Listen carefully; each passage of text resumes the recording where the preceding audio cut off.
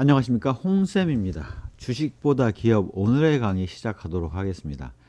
오늘부터는 파트 4에서 그 기업을 바라보는 그 기업을 분석하는 것들을 전반적으로 하나하나씩 사례를 들어서 설명을 드릴 겁니다. 사례를 드는 이유는 이론적인 부분만을 얘기를 하면 딱딱하고 이렇게 쉽게 받아들여지지가 않아서 그렇습니다. 그래서 사례를 통해서 무엇을 말하고자 하는지를 이 슬라이드에 다 써놨기 때문에 그런 분들을 한번 사례가 이해가 되셨다면 다시 한번 읽어보시면서 그 전체적인 정리를 한번 해주시면 좋을 것 같아요. 자, 우리가 기업에 미치는 영향을 정적인 구조라고 통상 얘기를 하죠. 그다음에 변화되는 앞으로 미래의 변화되는 모습을 통해서 그 흐름을 파악하게 돼서 구조와 변화에 따라서 파악을 하게 됩니다. 결국 현재 기업의 그 프리 캐시플로우 창출 규모는 무엇을 의미하느냐? 외부 환경, 기업의 외부 환경에 대한 내부의 경영관리, 사업, 재무의 대응 능력, 즉 프리 캐시플로우 규모가 클수록 기업의 외부 대응 능력이 크다라고 생각을 하시면 될 것 같아요. 자, 그래서 이제 기업에 미치는 현재의 모습, 현재 시점, 여기 제로 시점에서의 이 프리 캐시플로우의 규모에 영향을 미치는 요인을 말씀을 드리면 거시 환경 요인으로서 이제 경제, 법제도, 사회문화, 기술 같은 것들이 영향을 주죠. 이러한 부분들은 어느 산업이든 관계없이 모든 전 산업에 공통으로 영향을 주는 요소들입니다. 반면 이제 미시 환경인 산업이나 이제 경제학에서는 시장이라고 얘기를 하죠. 또한 요즘에는 이제 산업이라고 잘 얘기 안 하고 플랫폼 기업들이 나타나기 시작하면서 이제 생태계라는 얘기를 많이 합니다. 인바운드와 아웃바운드에 따른 부분까지를 다 포괄해서 생태계라고 이제 얘기를 하는데 그러한 부분들에 영향을 줍니다. 즉 거시경제의 변화가 미시 환경인 산업 또는 생태계에 미치는 영향은 산업마다 다를 수가 있어요. 뭐 예를 들자면 그렇게 생각해 보시면 되죠. 금리를 올렸다, 떨어뜨렸다, 한국은행에서. 그랬을 때 그 금리 변화에 따라서 성장 기업에 미치는 영향과 쇠퇴하는 기업에 미치는 영향이 전혀 다르게 나타날 수가 있지 않습니까? 그런 것들을 생각해 보시면 변화의 요인이 공통이라고 하더라도 산업에 따라서 생태계에 따라서 영향을 받는 요소가 다르다. 또 그 안에서도 영향을 받았을 때 안에 내부 기업들의 영향 요소가 좀 달라집니다.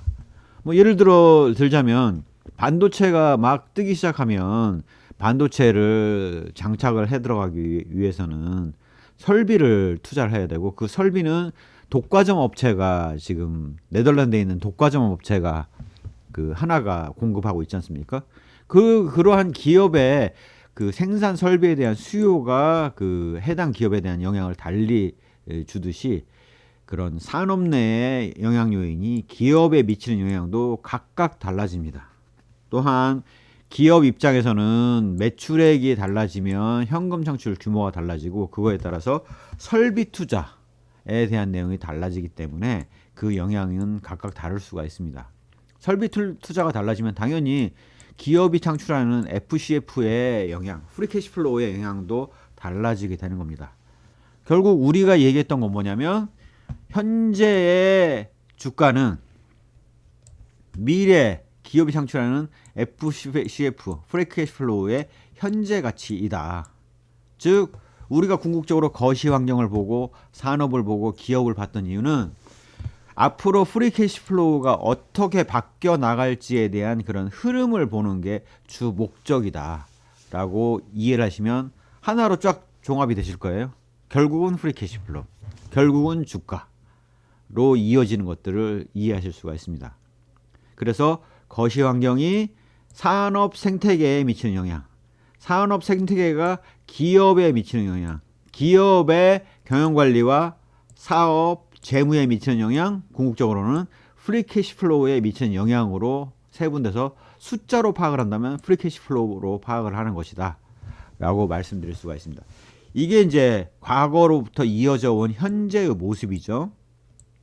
과거의 주가가 올랐다 떨어졌다는 아무 얘기를 해주는 게 없지만 과거 기업의 실적이 어땠다는 앞으로 이 기업의 실적이 어떨 거라는 것들을 예상하는데 상당히 중요한 힌트를 줍니다. 왜 그러냐? 이렇게 생각해 보시면 될 것 같아요. 반도체를 만드는 삼성전자가 어떻게 해왔느냐는 앞으로 이 기업이 반도체에서 어느 정도 실적을 낼 것인지에 대한 상당히 중요한 정보를 제공을 하고 있거든요. 반면 과거의 주가가 떨어졌다는 사실이 앞으로의 주가가 오른다거나 떨어진다거나 아무 정보를 제공을 못하지 않습니까? 시장 내 수급이라는 거는 뭐 하루하루의 그 변동에는 영향을 줄지 몰라도 앞으로 1년 후에 삼성전자의 모습, 5년 후에 삼성전자의 모습을 예측하는 데는 전혀 도움이 안 된다라고 보시면 될 것 같아요. 그래서 제가 말씀드리고 싶은 내용은 주가를 보고 있을 바에는 주가를 분석하고 있을 바에는 차라리 기업을 봐라. 기업을 보고 있을 때는 뉴스나 이런 말로 써진 내용만 읽지 말고 재무제표도 똑같이 항상 참고해서 봐라라는 얘기를 말씀을 드리겠습니다. 그래서 제가 이제 앞으로 해나가는 얘기에서 이해가 안 되는 부분이 있다면 앞으로도 지금 그 앞에서 제가 이제 수업의 앞부분에서 다룬 내용은 이런 그 기업 분석을 하기 위한 최소한의 재무 관리와 최소한의 회계 정보를 설명을 가장 그 손쉽게 아무것도 모른다는 사람들도 이해할 수 있도록 설명을 했기 때문에 이 제가 진행하는 강의가 이해가 안 되시면 꼭 앞부분을 다시 처음부터 보시면서 복습을 하시기 바랍니다. 자, 현재의 모습을 우리가 알았으면 그 모습이 우리가 미래를 봐야 되잖아요.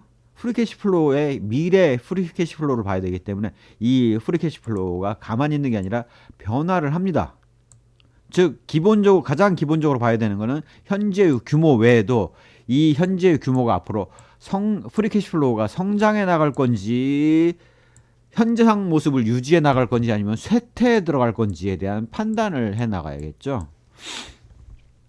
그다음에 이런 그 프리캐시플로우는 이렇게 선형으로 선장을 한다거나 뭐 정체가 돼 있다거나 하면 굉장히 분석하기가 편할 텐데 그렇지 못하고 이렇게 변동성을 나타내는 사이클이 나타나요. 자, 이러한 사이클이 나타나는 이유는 대부분의 이제 대량 생산이나 자본 집약적인 산업, 즉 장치 산업의 경우가 특히 이런 현상이 더 심하게 나타나는데요. 수요는 선형에 가깝게 증가를 해요. 그런데 공급 능력, 바로 생산 능력은 하나의 생산 라인을 만드는데 엄청난 돈이 들어가기 때문에 이렇게 계단식으로 증가를 합니다. 그래서 계단식으로 증가할 때 어느 때는 생산 설비가 남고 그러면 가격이 인하되면서 불황이 나타나죠. 어느 때는 생산 능력을 초과한 수요가 나타나면 호황이 오면서 가격이 상승하게 되는 영향을 받습니다. 그러다 보니까 그러한 것들에서 이러한 그 매출의 경우가 이런 사이클들을 갖게 되고 매출액에 따라서 영업이익은 더 이 사이클이 더 그 변동성이 심하게 나타나죠. 나아가서 생산 설비까지를 장착하는 투자 재무 의사결정이 이루어지게 되면 이러한 사이클의 진폭은 더 커져서 프리캐시플로우의 진폭이 더 크다라고 말씀드릴 수가 있어요. 조금만 불황이 와도 프리캐시플로우가 엄청난 적자가 나타날 수도 있습니다. 조금만 호황이 와도 프리캐시플로우는 상대적으로 더 크게 나타날 수가 있다라는 것들을 좀 강조해서 설명을 드립니다. 그래서 사이클에 대한 추이를 과거를 통해서 이 사이클을 예상해 볼 수밖에 없죠.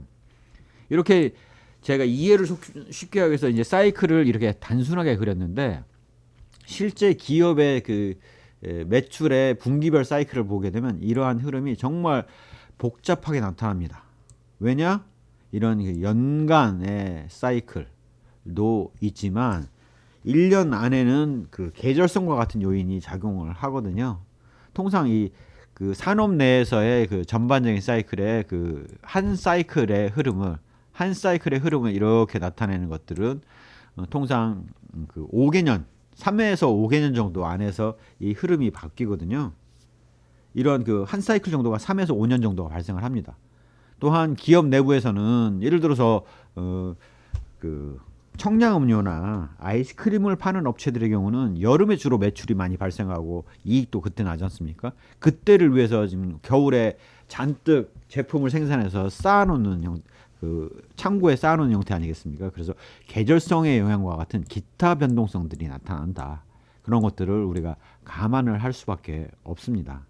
자, 이렇게 미래를 전망하기 위해서는 현재 얼마의 프리캐시플로우 규모를 창출하느냐.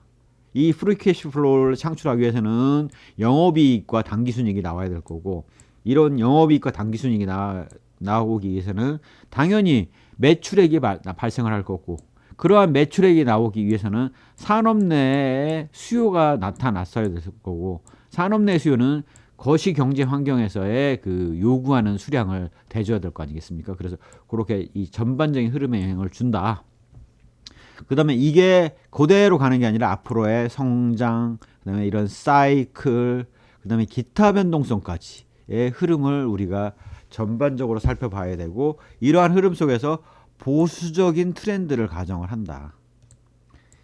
실제 이렇게 이 모습이 보일 거라고 예상을 하더라도 상한과 하한을 결정하고 그 하한에서 보수적인 관점에서 바라보는 것이 바람직하다라고 볼 수가 있습니다. 즉 가격을 결정할 때, 가치를 부여할 때만 상한과 하한을 결정하는 것이 아니라 이러한 미래를 전망함에 있어서도 상한과 하한을 결정하고 그 안에서의 적정선을 찾아간다라고 이해를 하시면 될 것 같아요. 실제 그 기업 실무에서는 적정치를 추정해서 프로젝션을 해서 예측치를 내거든요. 애널리스트나 이런 사람들이 추정을 그렇게 해서 냅니다. 그러면 그거를 그 살펴보는 위에 그 투자위원회에서는 이 산업의 진폭에 대한 이해를 한 상태에서 보수적인 관점에서 이미 보고 있다라고 이해를 하시면 될 것 같아요. 방금 사이클의 원인들은 이미 설명을 다 드렸죠. 자, 이러한 것들이 가장 크게 나타나는 것은 바로 대량 생산과 자본 집약적인 산업입니다. 대량 생산과 자본 집약적 산업의 경우는 바로 이 생산 능력을 그 계단식으로밖에 못 늘리고 이 생산 능력을 늘려나가는데 엄청난 투자가 필요해서 이 투자 금액 자체가 진입장벽으로 작동하기 때문에 그렇습니다. 삼성전자의 메모리 생산 라인을 하는데 엄청난 돈이 든다는 것들은 익히 아실 텐데요. 그 돈을 댈 수 있는 회사가 많지가 않죠. 그래서 그런 것들을 그 종합적으로 생각을 해보시면 이런 대량 생산과 자본 집약적 산업에 따라서 그 사이클이 더 클 수밖에 없다. 경기 변동에 따라서 민감도가 큰 건설업 같은 경우가 바로 이러한 경기 사이클에 그 유사하게 건설 사이클이 엄청나게 더 진폭이 크게 나타난다. 뭐 이런 것들을 아실 수가 있습니다. 결국 경기 사이클이라 하면 산업 사이클들이 다 합산되었을 때 나타나는 GDP의 금액의 변화를 나타내는 거라서 이런 것들이 다 스무딩된 결과가 경기 사이클이라고 보시면 될 것 같아요. 그래서 본원적으로는 경기 사이클보다는 개별 산업의 이 사이클들의 진폭이 더 크게 나타난다라고 이해를 하시면 될 것 같습니다. 이러한 전체 구조를 봤을 때 우리가 알아야 되는 것은 거시 환경이 산업에 미치는 영향, 산업이 기업에 미치는 영향, 기업이 사업에 미치는 영향, 사업이 재무에 미치는 영향, 궁극적으로는 프리 캐시플로우에 미치는 영향을 다 봐야 되고, 이러한 것들을 미래를 전망하는 과정에서 어느 정도 성장할 건지, 어떤 사이클을 따를 건지, 어떠한 변동성들이 내재되어 있는지를 같이 살펴봐야 된다라고 말씀드릴 수가 있습니다. 그래서 이제 여기 잘 보시면 여기 조그맣게 이런 그 표를 만들어 놨는데요. 이 표가 의미하는 바는 바로 요거의 추각판입니다. 그래서 요쪽에 색깔이 쳐져 있다 그러면 경영관리, 요쪽에 색깔이 쳐져 있다 그러면 사업, 여기는 투자 재무에 따른 프리캐시플로우, 기업 전반에 영향을 미친다, 산업 전반에 영향을 미친다, 그 다음에 외부 환경 요인이다 라는 것들을 여기 색칠을 통해서 표기를 해둘 거라서 전반적인 흐름을 꼭 보실 때 여기 색칠된 것과 같이 의미를 파악을 하시고, 그 다시 이해가 안 될 때는 꼭 이 파트를 다시 와서 전체적으로 기업을 보는 흐름을 잘 살펴보시기 바라겠습니다. 결국 우리가 하나의 기업을 보기 위해서는 산업을 볼 수밖에 없고 그 산업의 인바운드, 아웃바운드에 해당되는 후방산업, 전방산업의 효과까지도 같이 봐야 된다라고 말씀드릴 수가 있어요. 뭐 예를 들자면 그렇습니다. 2차전지라고 생각을 한다면 2차전지의 그 아웃바운드에 해당되는 곳은 바로 전기차이죠. 전기차가 앞으로 이제 성장을 해 나갈 건데 전기차에 대한 수요 전망에 따라서 걸맞게 그 2차 전지에 대한 수요 전망이 올 수가 있고요. 자, 2차 전지의 수요 전망을 제약하는 요인으로서 인바운드에 해당되는 리튬의 생산량, 생산 설비의 변화가 영향을 주지 않겠습니까? 그래서 그러한 것들을 다 논리적으로 이어서 분석을 해야지 기업 하나를 놓고 매출액을 단순 추정을 한다라는 것들은 대단히 왜곡될 수가 있다. 특히 상한과 하한을 잘 살펴보지 않으면 잘못된 의사결정을 내릴 수가 있다라는 것들을 좀 강조해서 설명을 드립니다. 예, 기업을 보는 이러한 그 큰 그림을 설명을 드렸고요. 다음 강의에서는 이러한 요소를 조금 더 표로 작성을 해서 좀 더 세부적인 내용들, 영향 요인들을 좀 설명을 드리도록 하겠습니다. 제 강의를 들어보시면서 저런 걸 다 봐야 된다라고 도대체 각각의 요소를 얼마나 많은 걸 볼까라고 그 걱정하시는 분들도 계실 텐데 하나하나 좀 일부러 이해하기 쉽게 사례를 들어서 그런 것들을 일부러 설명을 드릴 겁니다. 또한 제 그 강의를 함에 있어서 이해가 잘 안 된다. 도대체 왜 갑자기 프리 캐시플로우가 나왔는지 모르겠다라고 하시면 앞부분의 강의를 차근차근 살펴보시면 이런 기업을 분석하는 데 필요한 최소한의 재무관리와 최소한의 회계에 대한 지식의 이해를 위해서 그 앞부분을 다뤘기 때문에 앞부분을 부족한 부분을 좀 채우시고 와서 다시 보시면 더 많은 내용들을 왜 이렇게 프리 캐시플로우를 강조하는지라든가 왜 이렇게 미래를 봐야 된다라고 얘기하는 것 하고 있는지를 조금 더 명확하게 이해를 하실 수가 있을 걸로 생각이 됩니다. 예, 제 강의가 마음에 드셨다면 구독, 좋아요, 알림 설정 부탁드리겠습니다. 감사합니다.